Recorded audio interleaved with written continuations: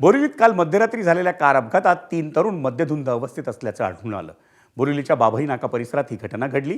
ती कार थेट दुभाजकावर चढल्यानं मोठी दुर्घटना टळली, पण त्या कारमधल्या 3 तरुणांनी केलेलं मद्यप्राशन आणि त्यांचा बेफिकीरपणा अपघाताचं कारण असू शकतं असं म्हटलं जातंय।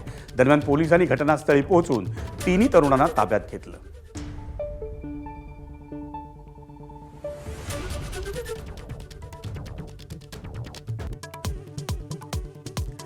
एकनाथ शिंदेंची पक्ष बळकटीसाठी परखड आणि आक्रमक भूमिका, कामगिरी करा अन्यथा घरी बसा। शिंदेंच्या कर्तव्य कठोर संदेशामुळे दिग्गजांची पाचावर धारण, पद बाजूला ठेवून कार्यकर्ता म्हणून काम करण्याचाही सल्ला।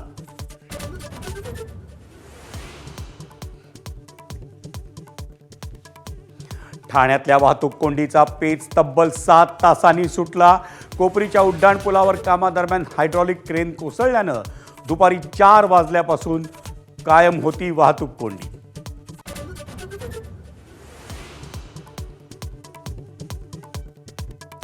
राज्य शिक्षण मंडळाचे मुंबईचे विभागीय अध्यक्ष राजेंद्र अहिरे यांना लाच प्रकरणात अटक। 31,000च्या बिल मंजुरीसाठी मागितली होती 22,000 रुपयांची लाच।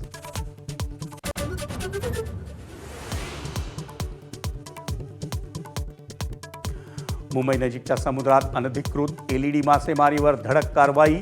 समुद्रात गस्त घालून 6 बेकायदेशीर एलईडी बोटी पकडल्या। तब्बल 1 कोटी रुपयांचा मुद्देमाल जप्त।